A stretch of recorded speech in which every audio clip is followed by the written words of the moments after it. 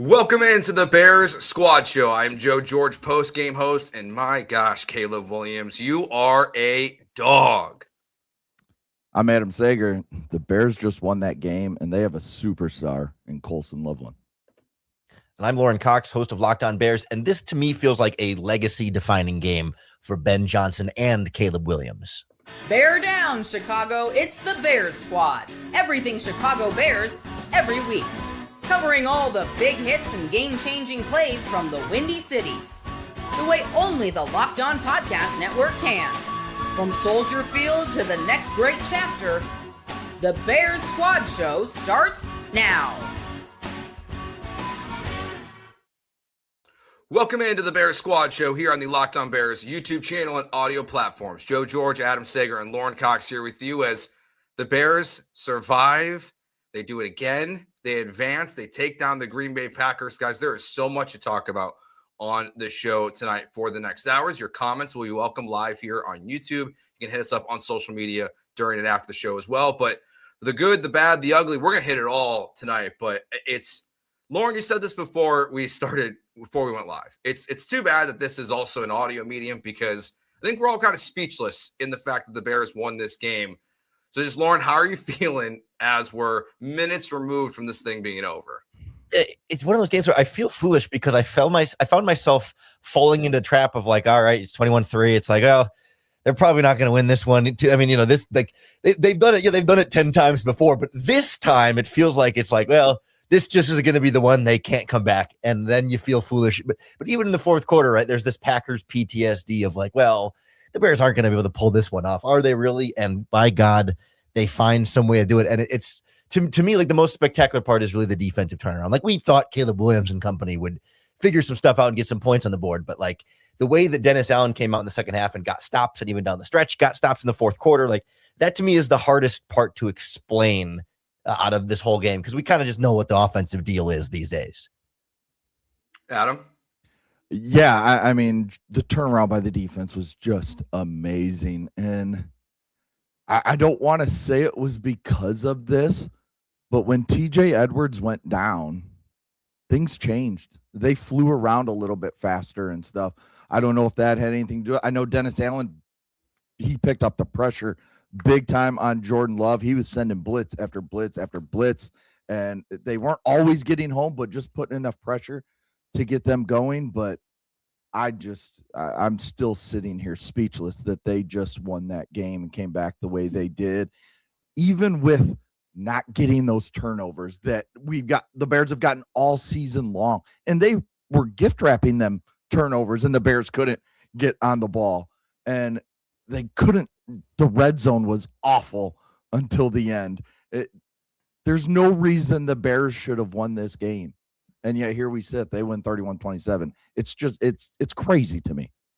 Yeah, all season long, it's been like this, and of course the first playoff game that they play in is going to end up where you're down by 3. You've been playing terrible for the entire first half. You turn it on in the second half, but like the ball's in Caleb Williams' hands, and like it's just such a different experience now for Bears fans, knowing like you have a quarterback who at any moment can make the big throws when it matters most. And like even as you're driving, like you're having drops, you're having pressure. It's not easy. Like it's not like the Bengals play where Loveland just takes it. Like Colson Loveland, Adam said in the pre-show, like he's a superstar. Like the throws that they were making and the catches from Caleb and Loveland in this one were just phenomenal, Lauren, throughout this entire second half. Yeah, I mean, even in the start of the second half, though, right? Your first 3 drives are field goal, interception, field goal. Like, yes, it was better than the first half, which was 3 points, but like they were still stumbling down the block at the end there, like couldn't finish those drives with points in the end zone. And there was like still this frustration of like, yeah, they've made adjustments, they're moving the ball better, but they can't finish. Like, and that was part of why I still kind of felt some of that defeat of like, well, okay, they made some improvements, but clearly it doesn't look like enough because they're still down 21-6 and they're still down even at 21-9. It's like, well, still a 2-possession game, and they still, yeah, they're stopping the Packers a couple of times too, but how long is that really going to last? And yet it does, and the offense finally then gets in the end zone, and like you mentioned, Loveland there, being just an absolute difference maker, someone that you can trust in those key situations, especially that front corner of the end zone throw on that with a 2-point conversion play. It's just like to have that kind of player. Like that's the Gronkowski, Kelsey, Kittle type of play right there. I mean, it's not, I don't want to make Colston Loveland that right now, but like that's the kind of play that only those guys make in that situation. And to be able to have that as a rookie in their first ever playoff game is incredible. And back to Caleb, we saw the raw emotion on the sidelines, the screw up by Burden that was clearly on Burden, not running that dagger. There was another drive where he comes off and he's hot. And this time I think it was at the coaches, and it was Ben Johnson when he threw the interception on the 4th and 1 down at the red zone in that third quarter. But he didn't let it rattle him. He's shown us that he can show his emotions and come right back out that next drive and be ready to play. And that's an amazing trait that this young man has. But that throw on 4th and 8 to Rome Odunze was, the throw of the game, first of all, because it kept that drive going and going on to score. But just to be able to make that going to your left with a defender at your feet, and you just kind of flick it over 4 defenders right to your guy. There is not 3 quarterbacks in the NFL right now that can make that throw, and he's one of them. If not for the DJ Moore touchdown in the overtime game against the Packers, that would have been the throw of the year, right? That overtime touchdown has to still be throw of the year because it literally won the game, but that play would be Caleb Williams' throw of the year. And I want to pull you guys real quick. When that ball leaves Caleb Williams' hands, in my head, it was like, oh, that's game over. As soon as he threw it, it's just like, you could see downfield, there's a couple receivers and a couple defenders in the area, but this is just like a jump ball. When he lets go of that ball, I was like, oh, well, it's been a good game, but season's over at that point. Were you guys in the same boat? Yes. 100%. I had both my sons sitting next to me, and the one who actually plays quarterback was just like, well, that's what he said.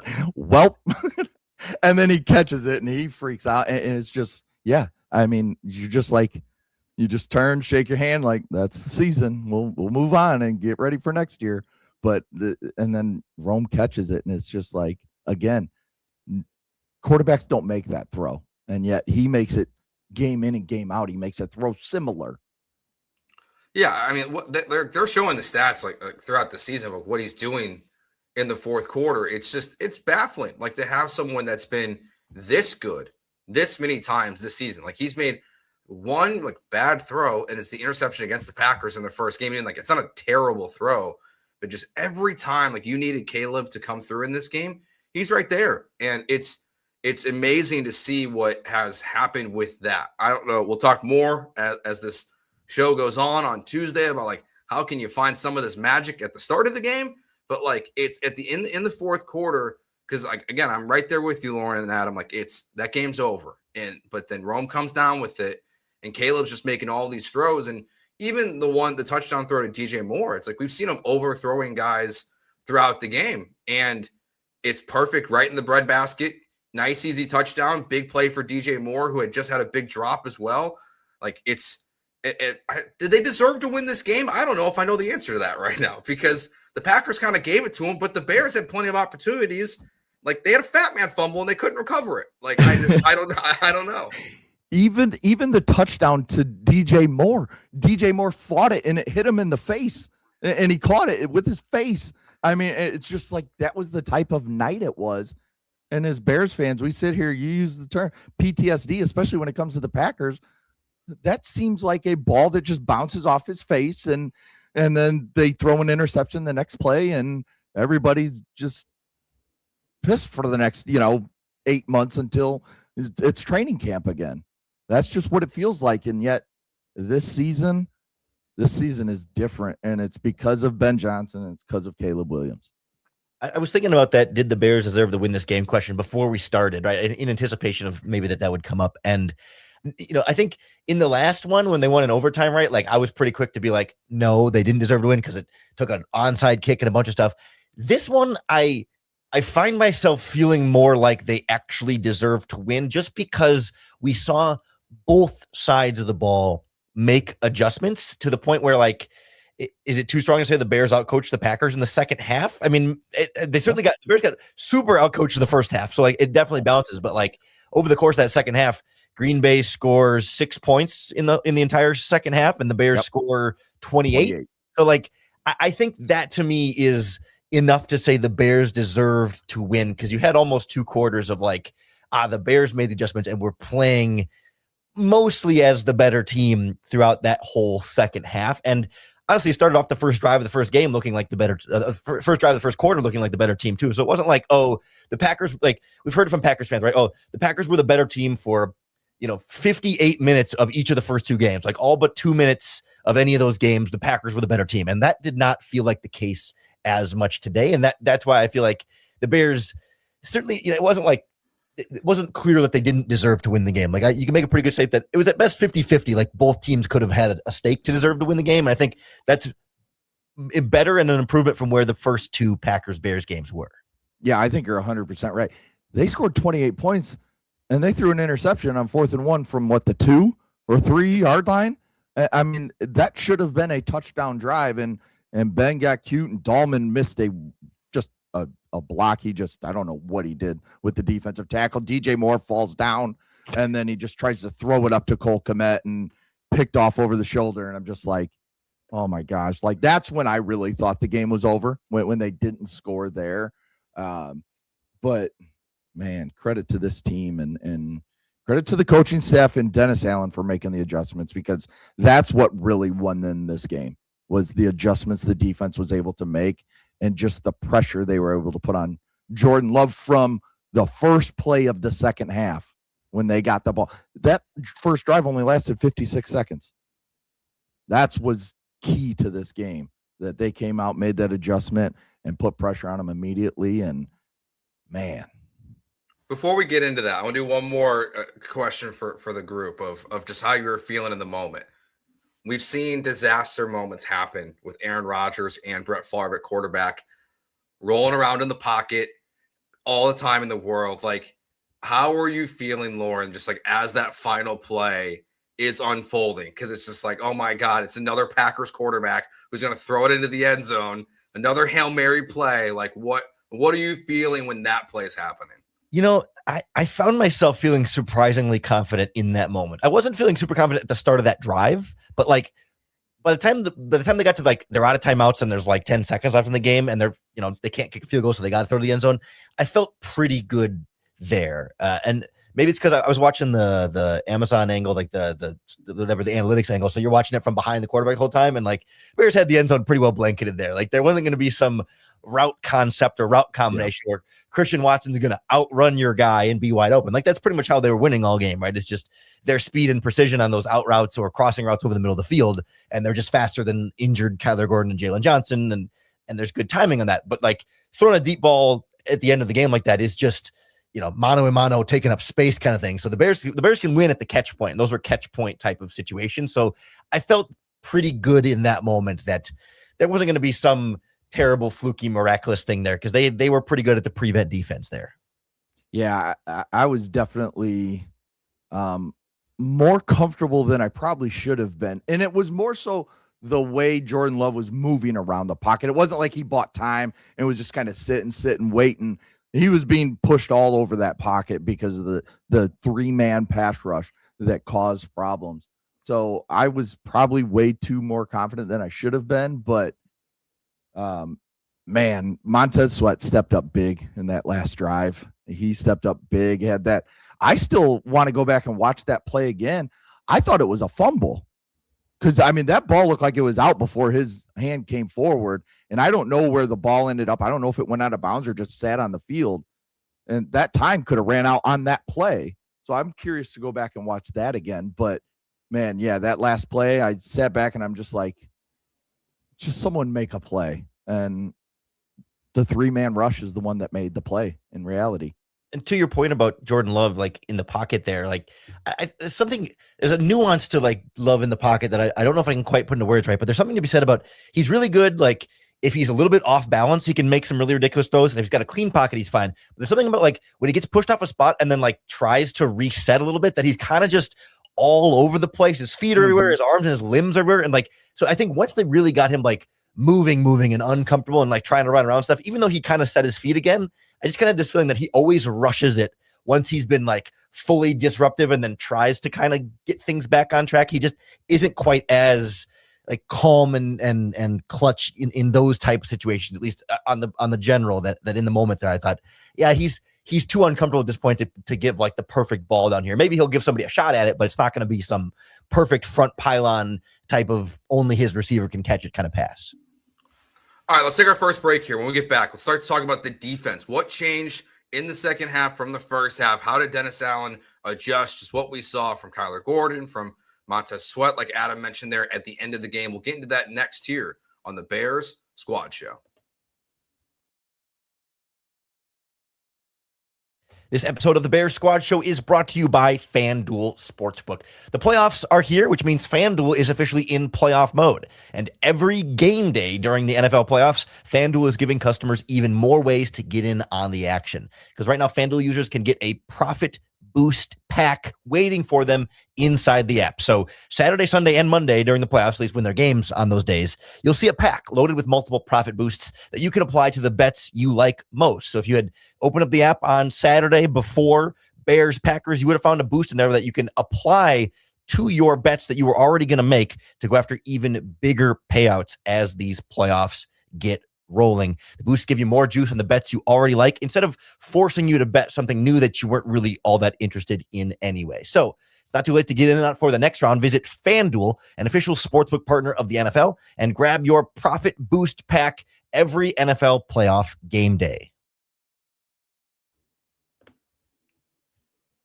All right, so let's start to talk about the defense and what we saw. Again, it's a tale of two halves for both offensively and defensively, but I think it's fair to say that the defense, to me, at least for me, guys, is the bigger story here because, Lauren, we've talked, Adam, you've been out sick the last 2 weeks. And so Lauren and I, we've talked a lot about where's the adjustment from Dennis Allen in the game? Like these wide receivers from the Niners and the Lions are running across the middle. Nothing changes. Same story in the first half. No pressure. Guys are open. Jalen Johnson's slow. And then the second half, Lauren, it flips. And Dennis Allen shows you why you made this hire, and he was just phenomenal as the DC and the player stepped up to in the second half. Yeah, I think part of it too is I think Green Bay just kind of kept going to the same things over and over again because, to be fair, they didn't have any reason not to. And so then I think it's easier for Dennis Allen to look at that and say, okay, yeah, it's just these out routes and these crossing routes. So if we adjust and maybe play a little bit more cover 3 to try and take away those crossers, and they went to more like zone match concepts too, where it's not straight man-to-man coverage, but it's like based on, which routes will run. Sometimes it becomes man-to-man. It's kind of complicated and hard to explain, but it's zone at first, and then sometimes you'll man off routes to make sure that you're not getting picked off by the route concepts. And so I just think there was a little bit more variety there and a little bit more blending of the safeties where they showed a lot of 2 deep and then went down to more single high and kind of vice versa. It felt like he was finally forced into a little bit more variety there. And I do think Kyler Gordon made a better impact than Nick McLeod, even if they certainly were going after Gordon quite a bit down the stretch. Yeah, I just think it was, like he said, mixing that man zone like he did in the second matchup. And he did that, and they had some success doing it in that second matchup against Green Bay. But, then he started blitzing too. He wasn't blitzing much in the first half at all. And Jordan Love was just sitting in the pocket. He could sat back there for weeks just waiting for someone to come open. And you saw a couple times where he sat, and then just hit a guy right over the top on just a nice, easy ball. And the pressure is what I really noticed early in the second half, especially coming out of the half, that second drive, putting pressure, making him move, and not just making it easy to sit back there.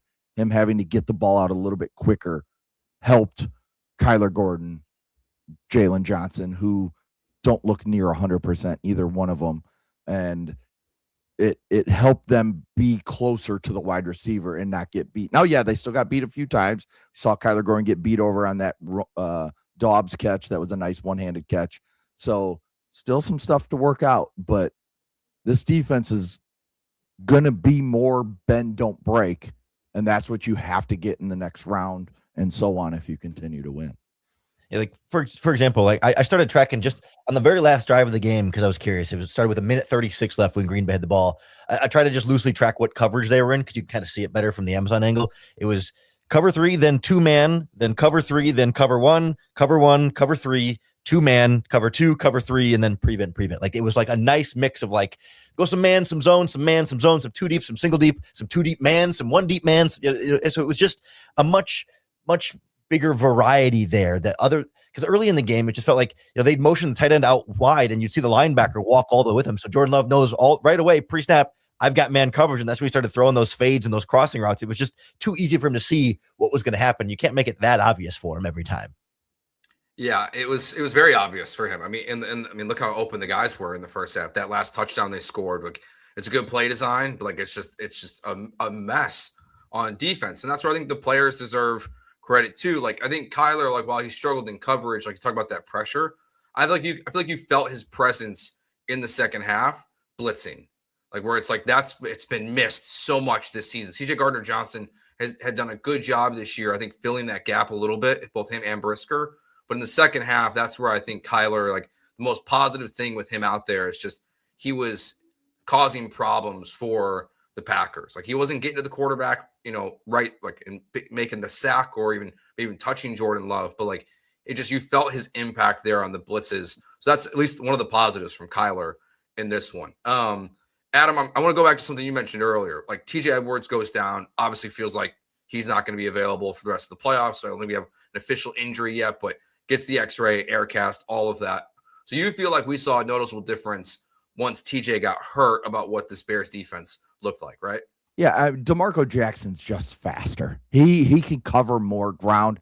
He blitzed a few times early on when he got in that second half, and I thought it made a big impact. He got close to Jordan Love and got him off his spot. So I think, and then also number 16, I'm blanking on his name, the kid they pulled up.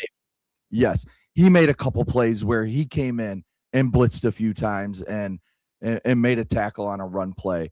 It was nice to see some speed, because when Edwards is out there, yeah, he can tackle in the run game, but he doesn't give you much of anything else in the pass game. And those guys, I thought, could blitz, could just fill some more gaps that TJ Edwards couldn't. And yeah, if you go, I actually just literally watched the replay again.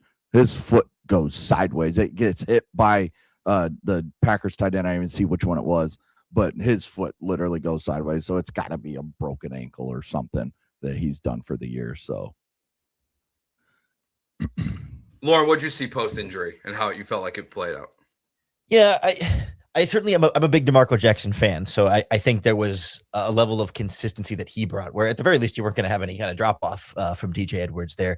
I know, like, the injury happened in the first half, and the Packers ended up, they still scored on that drive, and I think the drive afterwards. So it wasn't like an immediate, like, instant upgrade. But I do think there's an aggressiveness that DeMarco Jackson can bring, and a mobility that helped in a game like this, where the speed mismatch was absolutely a real factor in there. I don't know that it was like a total game changer, but I do think Dennis Allen feels more comfortable blitzing with DeMarco Jackson. I was just looking over the snap counts in the game. Jackson blitzed 6 times, and TJ Edwards had only blitzed once. Obviously, much smaller sample sizes overall, but still, as a percentage, they were blitzing Jackson a bit more. Jaquan Brisker also blitzing quite a bit in this game, and it just felt like that was where the blitzes became that much more effective in the second half too. Like, they were blitzing a little bit in the first half, but like, they were not necessarily getting home in the second half, but like getting disruption, more actual disruption, instead of just like Packers kind of picking it up and then Jordan Love has time and can still hit stuff downfield. So I think that definitely helped swing that factor as well.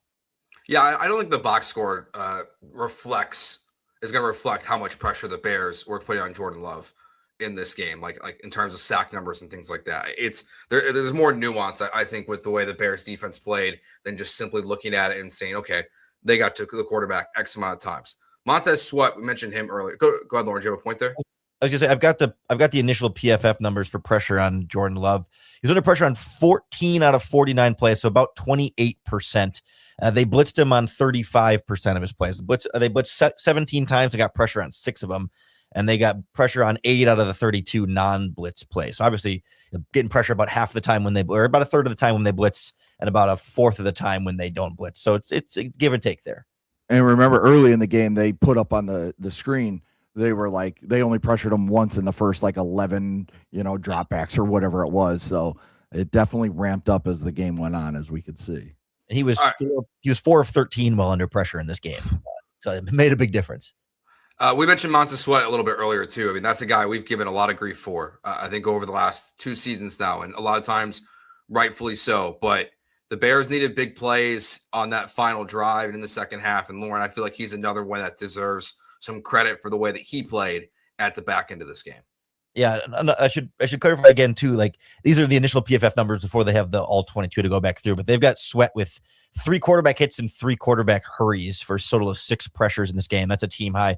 Booker with 4 total, with 1 sack, 1 hit, and 2 hurries, and then no one else had more than 1 in this game. Certainly helped that Packers run backup right tackle, and so like I don't want that to say that we shouldn't be, shouldn't give Montez Sweat credit, but more so like it's like checking the box, right? Like we should be concerned if he didn't have some added pressures in this game against a backup right tackle, and their left tackle was struggling quite a bit. There was some talk on Packers Twitter, at least, about maybe making a change there mid-game because they were struggling with both edges, and I think that was pretty effective for just moving Jordan Love off that spot just enough where you didn't have to get home every time, but just kind of force him to drift one way or the other. And we said those pressure numbers, man, it really makes a big difference on him. Real quick here, as we're live, Ben Johnson meeting with the media confirmed that TJ Edwards, he suffered a fractured fibula and is out for the rest of the playoffs, obviously. So I won't be able to count on him. And I think, again, as we were talking about before we knew, like it seemed pretty obvious it was a severe injury. So that sucks for sure. And it sounds like Ozzie Trapillo out as well for the rest of the playoffs. I haven't seen that one yet, but he came out. Kevin Fishbane tweeted, Bears head coach Ben Johnson says Ozzie Trapillo and TJ Edwards are likely done for the year. That sucks.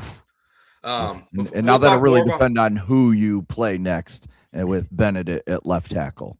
Yeah, I will say, I will get more to the offense, but as we mentioned Ozzie there, the IQ there, knowing you have to get off the field or they're going to call a timeout and you're going to lose that timeout is incredible. Because you could tell he's hurting, but it's like he knew he had to get off the field in that moment, it felt like, to not cost the Bears a timeout. So, well, and we saw it cost the Packers in the last drive where theirs stayed down, cost them the 10 seconds because they didn't have it. One more thing about the defense, the difference in the run game from first half to second half. I don't have the exact numbers in front of me. I don't know what Josh Jacobs had in the first half, but it felt like every run was about 7-8 yards or more. And then in the second half, he finished with 2.9 yards per carry. So, I mean, the second half, he did not do much of anything running the ball outside that one kick return that he ran up the middle and then fumbled. So I thought that the run game, if it was, Grady Jarrett, I thought flashed more in the second half in the run game. Javon Dexter, a lot of them flashed, and I think that made a big difference as well in the second half. The stats are pretty shocking for that. First half, Josh Jacobs, 12 carries for 49 yards. That's 4.1 yards per carry.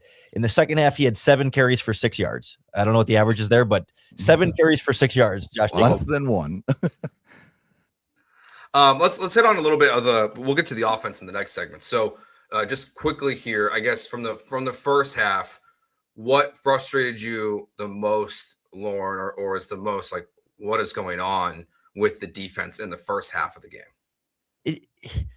It's hard to, it's all frustrating, but it's hard to be overly frustrated because it was just kind of more of the same stuff, right? It's they're running man coverage over and over again. They're not getting much of a pass rush on the quarterback. And if you can't rush the quarterback, you're not going to be able to cover him in man-to-man behind it. And so I think the most frustrating part is sort of the continued stubbornness, in the sense that we knew that would probably be an issue if they kept doing it coming into this game. It was no secret that, hey, this has been a problem and maybe you should want to be proactive and get out ahead of it instead of trying it again for the 12th time and seeing it not work again for the 12th time before you change it up at halftime. So the frustrating part for me is less that they were bad and more that they were bad in the same way without much effort that seemed to want to get out ahead of them being bad in the same way.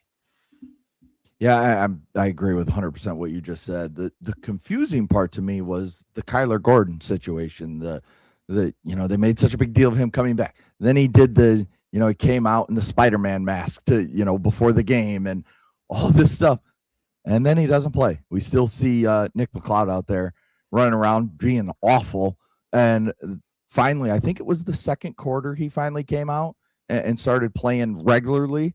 And we saw a little bit of Tyreek Stevenson. I thought he made a couple nice plays. So it'll be interesting to see how Dennis Allen, we'll see if CJ Gardner-Johnson comes back next week. But we'll see how he uses all these DBs next week, and hopefully it doesn't include Nick McLeod, is all I'm going to say. If CJ Gardner-Johnson passes concussion protocol, I don't want to see a snap of Nick McLeod. He can be inactive for all I care. Yeah.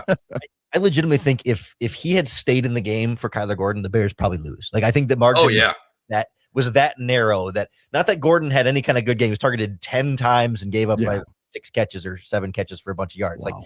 Like, it's not even that pro of a Gordon stance, but 10 targets, 4 catches, 81 yards, and 3 pass breakups. Like, you take away those 3 pass breakups, and that's going to be 3 more catches and probably another touchdown for Green Bay. Like, it feels like it's almost hyperbolic, but it isn't. Like, he's just terrible, and they were going after him at the very start.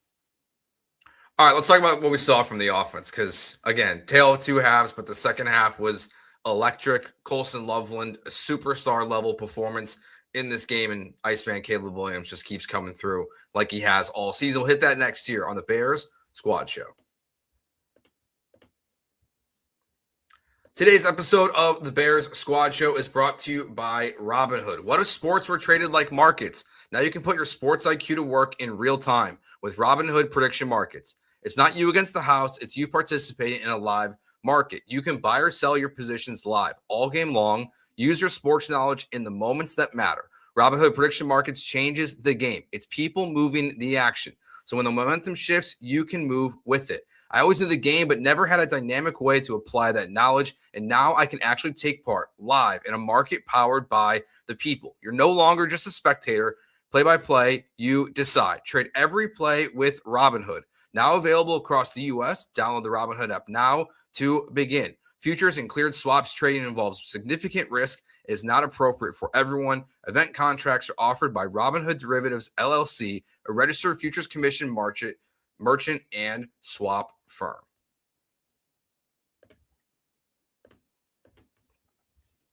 All right, guys. So this team, man, it's the defense steps up, but the offense comes through.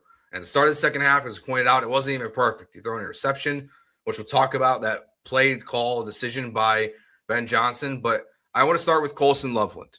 8 catches, 137 yards. Field Yates tweeted, it's the second most receiving yards in a game by a rookie tight end in NFL history.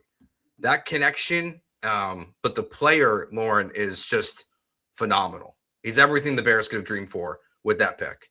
Yeah, and has, I think, already exceeded expectations for his rookie season. I mean, I think even beyond, say he was never injured, right? Like, we knew when he drafted him injured, it was like, well, he's probably going to have a slower start and whatever. But, like, I think even if he had been fully healthy coming out of college as that 10th overall pick, I still don't know that I would have certainly not expected 8 catches for 137 yards in the first playoff game, let alone, like, predicted that he would be able to do it. I mean, this is just above and beyond in terms of reliability and being able to be that tough physical playmaker who creates yards after catch, right? There's so often it feels like with Cole Kmet, and this is not supposed to be an anti-Cole Kmet thing, but just like he catches it most of the time and then he kind of goes down and you're just not getting a lot extra than that. And he's still a big body that can catch it, but like Loveland just gives you that much more. And like you see the difference pretty clearly between like a great special tight end and a good starting tight end between those two guys. And it's very clear that the Bears got that one right and Ben Johnson knew it all along.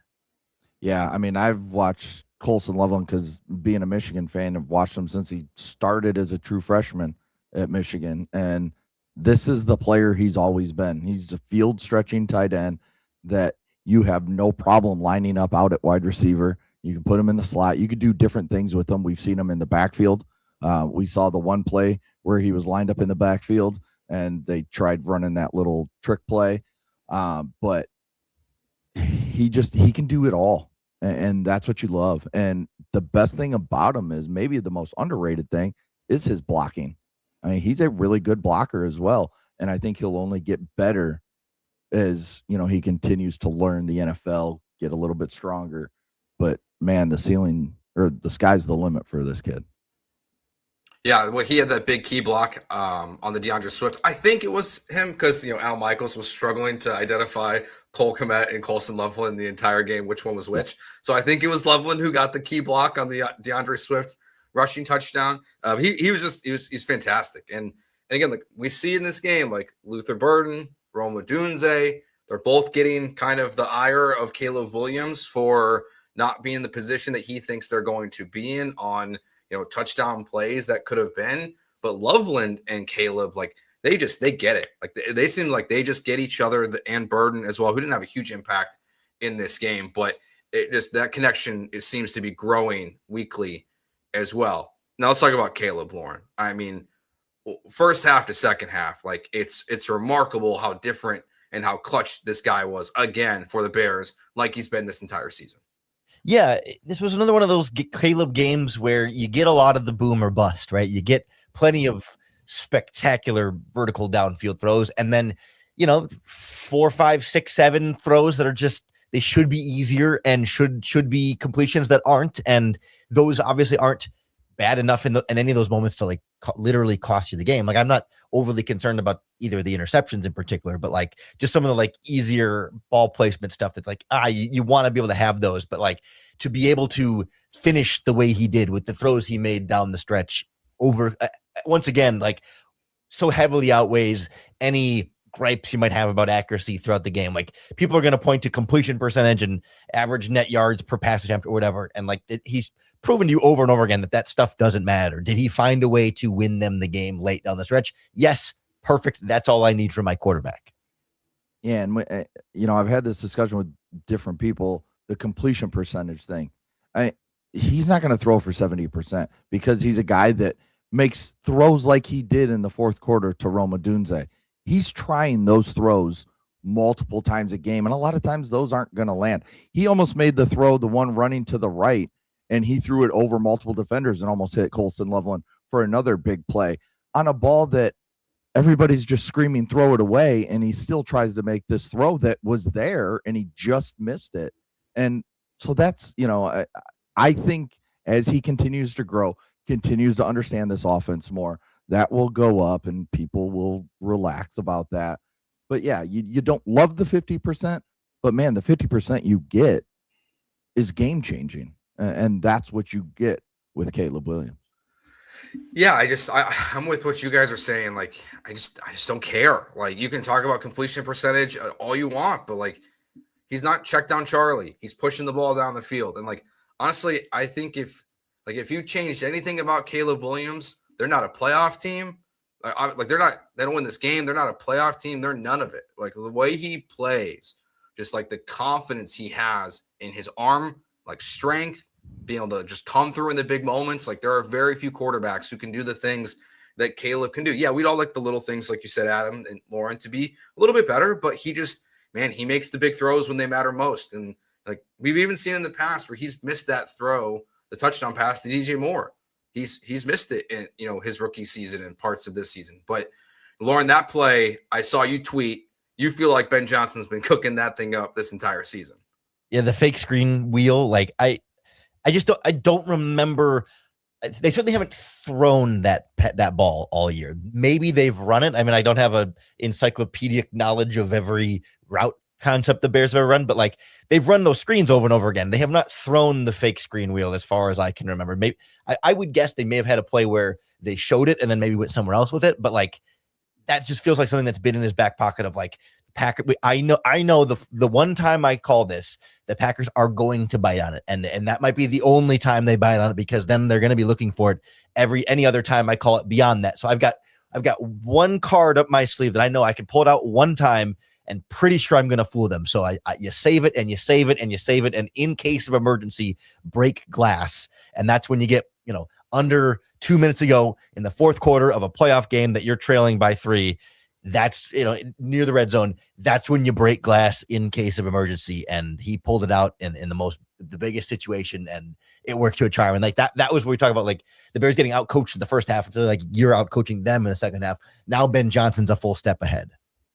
And I almost like the play before it more, because it's what a lot of people want to see from Caleb Williams, was the quick pass to DeAndre Swift where he went up the sideline for 20 plus yards or whatever it was, that he got it, saw it, it was 3rd and 4, he knew you wanted to get the first down to continue the drive, and it was wide open, and he hit him, and Swift was able to take off. Another play that I loved that stands out, and I don't want to forget to mention it, was that throw in the middle of a field to Kyle Monungai, who I don't know what happened, but right as he caught that, it was like he had a rocket attached to him because he took off and picked up that first down. I haven't seen him run that fast all season long, and he caught that ball and he just took off. And it was a huge first down for them. But I just thought overall that both backs played well. I mean, they could have run the ball a little bit better, and that's on the offensive line, which I think we'll hit on here in a second. But overall, I thought the backs were good. Loveland was good. Moore had some moments, but it was Caleb who put everybody on their back in the end. Yeah, I think Caleb is Loveland is like a 1B for me, or I guess maybe just 2, but like Caleb is the reason why. I think the run game point is interesting because they did, like, if you look at their numbers, they're pretty good. They ran the ball 28 times for 93 yards, and that includes -9 rushing yards from Luther Burden and DJ Moore in this game. But Swift averaged 4.2 yards per carry, Monungai 3.4. That play, yeah, he did look like he had a rocket attached to his ass on that one. Lauren, what did you see from the running game tonight? Yeah, it felt like Green Bay was really loading up the box, and there were a number of times when I was surprised Caleb didn't check out of runs because you're just seeing there's 6 guys in the box and 5 blockers, or there's 7 guys in the box and 6 blockers. But sometimes you got to just kind of stick with it and keep running the gun, and we just haven't seen the explosive running plays in some time, and that's kind of the concern here. And I get like teams are trying to stop the run. Like, you can't just explosive run every play, but like the Bears did not have a handoff go for more than 10 yards this game. Monungai had a 9-yard run, Swift had an 8-yard run, and Williams had an 11-yard scramble, but like none of the like designed running plays for 10 plus yards. They just haven't been able to find that kind of space to break things through. And you don't need the huge runs if you're getting 6 or 7 yards consistently, but when it's been a little bit more 3 or 4 in a cloud of dust type of thing, it still feels like it's more difficult than it should be up front. And it's probably more a reflection of defenses saying, hey, we can load the box and trust that you're not going to be able to beat us too much downfield because you're going to miss throws, or there's going to be a protection breakdown, whatever it's going to be, that we don't trust that you're going to be able to take advantage of that. And for 2.5 quarters, or maybe even 3 quarters, that was correct, but it only lasts so long before Ben Johnson and Caleb Williams will figure it out. Before we get to the offensive line, yeah, Ben Johnson did say that Ozzie Trapillo suffered a patella injury and is out for the season. So both him and TJ Edwards done for the year. So next week, whoever you're playing, Theo Benedict will be your left tackle, maybe? Maybe it's a conversation for another day, but like Braxton Jones or Theo Benedict, I think there's bring it up. There's a real conversation there. I mean, Jones, if Jones had been healthy this whole time, then I think I would start to lean that way. But like a veteran who's been hurt this whole time and also hasn't played since week 3, as much as I don't love Theo Benedict, I think I'd take the devil I know versus the devil I don't in whatever you're going to get from Braxton Jones right now. Yeah, I think that one I would trust Ben Johnson and company to say, like, okay, we're seeing Braxton Jones in practice. He's not dropping well or whatever it is, because Theo Benedict, he'll be good in the run game, but he's going to struggle. So you're going to have to chip with backs or tight ends or whoever it is on pass plays just to slow down if it's, say, Jared Verse, or if it's, an Eagles edge rusher. So we'll see who they play, and I think that could depend. Who do we play, and who do I think fits that game plan best? And to kind of bring this back full circle, right? Like, it wasn't as though Ozzie Trapillo had a great game this week either, right? Like, right. I don't want to kick him while he's down, but like a lot of the pressure seemed to be coming from that left side. I mean, Dahlman also had his bad moments. Like, it was not all Ozzie Trapillo's fault, but like he had some rough stretches in this game too. So it's not as though going to Theo Benedict will be some huge mega downgrade. It may be a downgrade, but it's not like, oh gosh, you thought you had a blue chip, super clean blindside, and now you have who knows. Now it's like, yeah, you went from inconsistent blindside to maybe slightly more inconsistent blindside. Was it just me, or this game felt like Dahlman the first couple weeks of the season with the snaps all over the place, just kind of missing random blocks that were right in front of him, like on that one interception on the 4th and 1 down there at the goal line. I remember our conversations after those first few games of just like, is this the guy they gave all this money to with the snaps and just missing blocks randomly? And then, of course, he settled in, was great the rest of the season. But this game felt like he kind of reverted back to those first couple weeks. Yeah, I mean, if he doesn't get lucky, I mean, he's rocking, and thankfully they throw the flag because he launched that thing over Caleb's head. I mean, like, and they very easily could have not called that and missed it. So like of all the things that went like kind of for the Packers, like the Jacobs fumble, the offensive lineman fumble, that like you didn't get either of those. That's the one play where it's like, whew, thankfully that there was a penalty on that play for the Bears. And one other thing I think we were overlooking in our left tackle conversation is if you have to start Theo Bennett at left tackle, then he can't run out at wide receiver. You're right. Deep routes. Like I want to see. He ran that post pretty well. I wonder if after Ben Johnson saw, because I think Theo Bennett ran out first, so then maybe Matt LaFleur is like, oh, I'm going to have Kennard catch a pass. One up you. But then I think Ben Johnson saw Kennard fumble and goes, all right, no more Theo Bennett running routes. He's not doing that anymore. What is Matt LaFleur thinking? I was going to bring this up in the last segment, but you just mentioned it. What are you thinking throwing an offensive lineman the ball? I mean, it should have costed him, and it didn't. He got lucky that Javon Dexter tried to flatten the ball instead of just grab it. Like he tried to just like deflate it right there on the field by landing on it like an idiot. But DeMarco Jackson, I feel bad for him. Yeah, I feel bad for him because he tried to tackle him, but he just ended up in the dirt. Like it's like that is like going to be the comedic relief of Bears practice this week is that play, because I mean, like the fumble shouldn't have happened because DeMarco should have probably tackled an offensive lineman, and then he kicks the ball as he's fumbling at the Packers player. And then, great way. He tried to flatten it instead of land on it, Dexter. Like, what a wild play that was. And hell of a play by Kennard to get that low to run over Jackson. Because, I mean, he got low on that after he caught it. So, I mean, but yeah, I don't know that Matt LaFleur is coaching the Packers next year after this. Were there 3 Packers fumbles that the Bears didn't recover? That at least 2 of them they had a shot at. There was the one in the end zone with Watson. There was the Denard one, and then I think there was like Josh Jacobs. Like, we talk about like the Bears having a lot of turnover luck. Like the Packers had some turnover luck in this game that would have made a big difference the other way. And so I don't want to hear Green Bay fans complain about like, oh, they played so much better than the Bears, because they got some luck in there too. We've also seen Deshaun Wright come down with that ball that he one-handed when he got like the wind knocked out of him. Like he's come down with that this season, I think in the Bengals game. And that was clearly pass interference. I've never complained about the refs guy ever, but like, because the Bears got away with some stuff in that game too. But like, if we're highlighting that specific play, the Bears got away with some on their own, but that was clearly offensive pass interference. And one thing you mentioned, the Watson fumble in the end zone, I had it written down because this was, things were going bad at this point, and this was going to be a big point of mine. Kevin Byard is running that way, and you see Watson go up in the air, and he fumbles, and his foot's coming around, and Byard, who obviously is on the field wearing a helmet, like backs away from the foot, like it's going to hurt him. Yeah. Like he's going to get kicked in the head and get a concussion from a foot, instead of just looking down. Like he could have just fallen on the ball right there, and yet he tries to dodge a foot, even though he's wearing protective gear. And that frustrated me in the moment, just because the way things were going. And then, a couple plays later, we get the touchdown, and it's just like, here we go again. It's Green Bay. And man, I just really hope they've shaken those demons. And this is just a new start to this rivalry. Hey, 3-2. Caleb's 3-2. It feels like maybe it's a momentum changing day.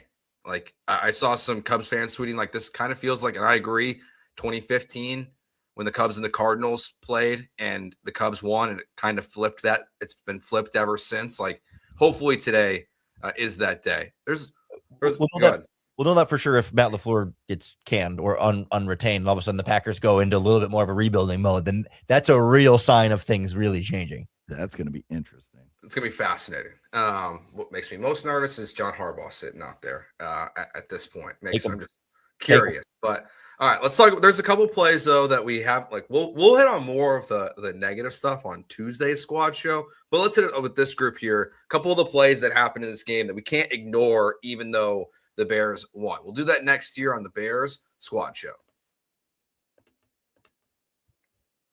Today's episode of the Bears Squad Show is also brought to you by Rocket Money. Let's be real. Managing your finances can feel overwhelming between subscriptions you forgot about, bills that keep going up, and trying to figure out where all your money actually goes each month. It's easy to feel like you're losing control. And who has time to track every transaction or hunt down hidden fees? That's where Rocket Money comes in, the personal finance app that helps you take control. It finds and cancels your unwanted subscriptions, monitors your spending, and helps lower your bills so you can grow your savings. I love how it tracks all my subscriptions and lets me cancel them right in the app with just a few taps. So no more hunting down customer service numbers. Let Rocket Money help you reach your financial goals faster. Join Rocket Money. Join at rocketmoney.com/locked-on. That's rocketmoney.com/locked-on. rocketmoney.com/locked-on.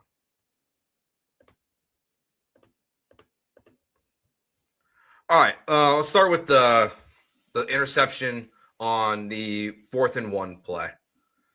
Lauren, your thoughts on that decision-making process from Ben Johnson and then the play itself? Yeah, I mean, generally, given how bad this Bears defense was, it's hard for me to be super, super upset about going for it. I mean, I realize, they're in field goal range. You're talking about the one on the goal line, right? The 4th one. Yeah. Like, I realize they're in field goal range, and you could get, you could take 3 points there and make it, 21-9 at that point, which they ended up doing on the next drive anyway.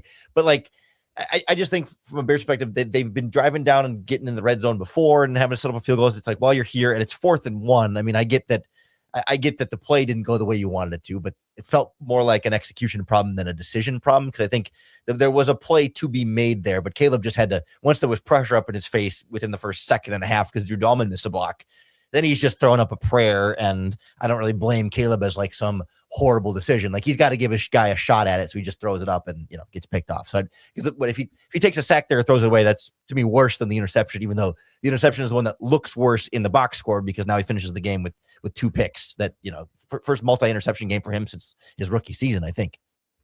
Yeah, no problem him going for it. I was right there with him going for it. I just like, you've been such a good running team. It's 4th and 1. You're there. Like, put it behind Joe Tooney and let's go. Or put it behind Darnell Wright and Jonah Jackson that have gotten you so many yards this year. And let's go. Put Durham Smythe in there. Colson Loveland.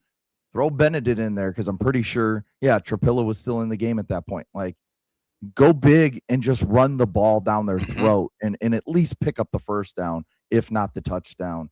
And that was my problem with it. I hate the play fake, and then Dahlman misses the block and DJ falls down, as I mentioned earlier in the show. It was just frustrating because Ben preaches the run game so much, and it's sitting there for you.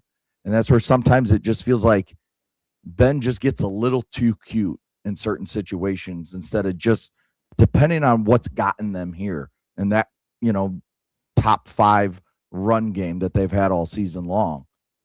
Give it to him. Give it to Kyle Monangai or DeAndre Swift. I don't care which one, because they've both been good at it. So give it to them. That was my problem with it in the end. No, I agree. Just run the ball. Give it to Kyle Monangai. He is one of the hardest runners we've seen in the NFL this season. Like, we've literally seen him remove pieces of helmets from people. That was a Packers game too. That was a Packers game. Like, just give it to him for a yard. Quarterback sneak. Like, I hate the play call. It's the right decision to go for it 100% in that moment, especially because you already pot committed. Because the next one I think we have to hit on is much earlier in the game. So it's 14-3. You're on like the 35-yard line, and you go for it on 4th down. I mean, Lauren, like, what did you think of that decision from Ben Johnson there? From your own 32-yard line, it was 4th and 4. Again, it's a play where it's like, I think the play was fine. It gets batted at the line of scrimmage, but like, I think it was Luther Burden was running a crossing out there, and I think it was a deep safety, but Luther Burden was going to gain 30+ yards on that play. I mean, he had a step on him. It was the right read. It was the right throw. It was the right play. I mean, it was the right route against the right coverage. And even the blitz was picked up enough, right? It wasn't like it was a free rusher in Caleb Williams' face. Like, it was all there except for the batted pass. So like, and there's a bad snap too. What? Yeah. There's the snap too. Yeah. Yeah, that's totally fair. But yet it didn't. And maybe that contributes to Caleb Williams throwing a flatter ball that ends up making it easier to bat, as opposed to if it was a clean snap, maybe he has that extra half a second to just kind of like loft it a little bit more and get a little bit more air under it. But like, again, Ben Johnson drew something up that worked from his perspective. Everything Ben Johnson can control was correct. And so like, I can't, you can get upset about the results being bad, but the process there, at least when the coach was like, hey, he did his 1/11th or one, whatever, I guess not 1/11 players, you know what I mean? Like, he did his part. The players weren't able to. So I totally understand from his perspective. You're down 2 scores. Your defense is playing like garbage. Like, let's just keep the offense on the field. 3 yards or 4th and 4 is manageable enough that you've been able to keep the offense on the field. At least you're struggling in the red zone, but you're not struggling between the 20. So keep it rolling, and it doesn't go, and it's easy to look like a fool then. And you heard Ben Johnson come out of halftime when he talked to Kaylee Hartung, and he was a little short with her. You could tell, because that was the first question she asked about going for it and going for all these 4th downs they went for in the first half. And he was like, basically, because we need the ball. We have to have the ball to win this game. And Lauren's right. He made the call. The call worked. The throw just didn't get over that hand. Someone got their hand up. A Green Bay Packer made a good play, and that's what happens sometimes in these situations. Yeah, does going for it on 4th down from your own 32 surprise a lot of people? Yeah, but when your defense isn't stopped, like they had gained yards, it felt like 10 yards every single play for the first 2 drives, and it was like, we'll never stop this offense. We have to score. So I get his thinking. And I guess it worked out in the end because they won. I don't know. Like, it's just crazy, right? It's like the Bears defense, I mean, all season, it's only ever really been good in the red zone, right? So if the Packers are going to march their way into the red zone anyway, what difference does it make really if you give them the ball at the 34 on your side or the 34 on their side? Because like that was the drive that followed that for Green Bay. That's when the Bears stopped them on 2nd and 1, and then 3rd and 1, and then 4th and 1. They finally convert. And that was when Watson fumbled on the jump to the end zone, was on that 4th and 1 play. Then they get 1st and goal on the 1. And again, it's like 1st and goal stop, 2nd and goal stop, 3rd and goal stop. Like they were that close to bailing out Ben Johnson from that play. And then you get the pick route on 4th and goal. That was also an offensive pass interference that probably should have been called, but not going to get too caught up in all that. But like the defense was like you could start to see the defense. I don't know if turning a corner is quite the right phrase because they still gave up the touchdown, but I think they may have built a little bit of defensive momentum there, saying, hey, yeah, we can make stops on these guys, even if it's not the big stop. And of course, that was the last drive before the half, and then they come out in the second half and go punt, punt, punt. So they were finding something there. And yeah, real quick, the other big thing for that momentum, I think that even gave it to him, was calling the timeout. McManus kicks the ball, makes it, come out of the timeout. He misses going into half. That just gives that defense a little momentum, just that little stop. And then boom, you get it, come out of the second half, 50-second second possession. And they kind of took off from there.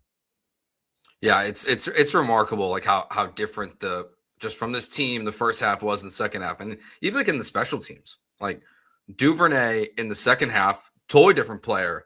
The way he impacted the game from returning, and the Bears didn't take advantage every time, but like you had meaningful returns from him as well. Like you were much better. I mean, you were a 10 times better football team in the second half. 10 times might not be enough, Lauren, compared to what they were, honestly, in the first half.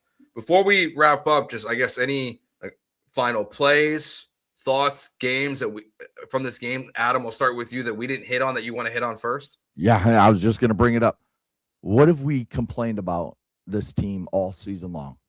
Penalties. They had 2 for 5 yards. Green Bay had 7 for 65. And you can say it mattered or it didn't, and Kirk Herbstreit brought it up during the broadcast. That 5-yard false start / delay a game that then McManus comes out and kicks, misses it right. And, he said maybe that 5 yards made that difference of making that kick. Green Bay made enough mistakes in this game to lose, and the Bears somehow, some way, took advantage of just enough possessions to win the game. So they did not commit many penalties. I don't even know which penalties they did get called for. I couldn't even tell you right now. That's how good they were in this game, being disciplined. And that was a complaint all season long. You get into the playoffs and you don't commit penalties, you have a shot to win the game. The two penalties were Drew Dahlman's leaning false start that saved them, and right. then Cairo Santos kickoff short of the landing zone. Yeah. Those were the only penalties. I was wondering how they got 2 for 5 yards, but it was the landing zone one. The landing one should count as penalty yards, but it goes down to 0 technically, which is right. Puts the ball at the 40. Like anyway, the last lingering thing for me that I think is sort of poetic justice in here is that when Caleb Williams was drafted, he told Torrey Taylor he wouldn't be punting very much in Chicago. You know how many punts Torrey Taylor had in this game? 0. Oh. 0 punts for Torrey Taylor in this game. Caleb Williams came around, was true to his word, kept Torrey Taylor on the sideline all game.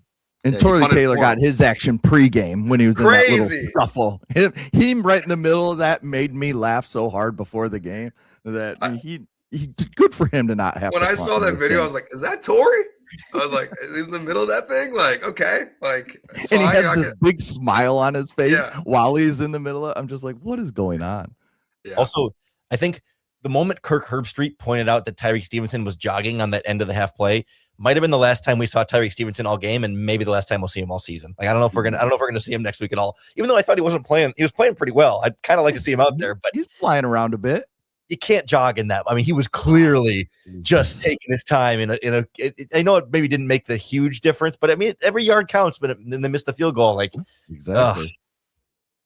Yeah, I'm really, especially after not playing last week. Like it makes last week make a lot more sense. That's one to watch, to say the least. Well, we'll have a lot to discuss on our Tuesday Bear Squad show because we've got big injuries that have happened. We'll be waiting to see who they play. They will obviously be playing at home, but it's now very much up in the air. Go ahead, Adam. Really quick, who would you guys rather play? The Eagles again or the Rams? Give me the Eagles again. I'm with you. Yeah, I'm trying not to be. Better. I don't need Matt Stafford throwing for 560 and 5 touchdowns against this. I think people are going to be biased because of what happened before this game. The fact that Bryce Young was going toe to toe with them, but no, thank you. Who the hell is guarding Puka Nacua and Devontae Adams in the next round? I mean, you could say that about AJ Brown and Devonta Smith too, but we at least saw that go well. Yeah. And it's Jalen Hurts throwing the ball, not Matt Stafford. Correct. So that's the number one factor. And Sean McVay. Yes. And Sean McVay coaching that. So yes. I would. And they didn't impress me at all, the Rams today. I thought they looked very average. But watching this Bears defense try and cover the Packers wide receivers and Jordan Love, the Rams would just tear them to shreds, and they wouldn't be able to come back. Maybe the better question, I know we're running along here, because Eagles still have to beat the 49ers. So 49ers or Rams, who would you rather play? That one is a lot tougher for me because we just saw the 49ers shred this Bears defense, but I still think I fear Purdy and Shanahan less than McVay and Stafford. So I would lean 49ers, but it's a lot closer. I'm pretty heavy 49ers, to be honest with you. I don't think they can repeat that performance they did offensively in that game. Like Brock Purdy was perfect in that one. But so I would lean 49ers for me. Adam, you said 49ers as well? Yeah, I would lean 49ers. And, it's crazy because I was sick the last 2 weeks, 2 losses. I'm back and we win again. Look, man, let's go. and the one that we missed because I had a power outage was the loss. So no more missing. Right. No more missing. Everyone here next week. I'll be doing it from a hotel in Chicago. And I wanted to take some credit because at halftime I switched from Fox 32 to Amazon Prime. So I was just like, you know what? I heard it was a little bit ahead, the Amazon Prime feed. So I went to Amazon Prime and they came back and won. So I'm back and I switched channels. I had my part. I did my part today. All right. Well, thank you, Adam, for your service. Thank you. We don't normally do this, but I can't wait to go listen to Lock on Packers after this because Peter drives me nuts on Twitter. So I can't wait to hear what he's thinking after this game. It's just them breaking stuff, right? I would imagine so. I can't wait. Anything. He's already cut their kicker, and they're discussing whether or not to keep Matt LaFleur or not because he said it's been 20 years of quarterbacks playing great and them still losing games. So somebody's fault there. All right. Well, it feels incredible that for the first time in a long time, the Bears are not on the side of that conversation, and they advance in the playoffs. And we'll be back with you guys on Tuesday night at 6:15 for our weekly midweek squad show. Myself, Lauren, and Taylor Dahl, and then we'll be back next weekend, whether it's Saturday or Sunday, for the Bears' next playoff game as well. Thank you all for watching and listening. Make sure you hit that subscribe button, leave us a like, a review. All of that helps out the show. Make sure you check out Lauren Monday through Friday on the daily Locked On Bears podcast as well. That will do it for us. We'll talk to you on Tuesday. Go Bears, and peace.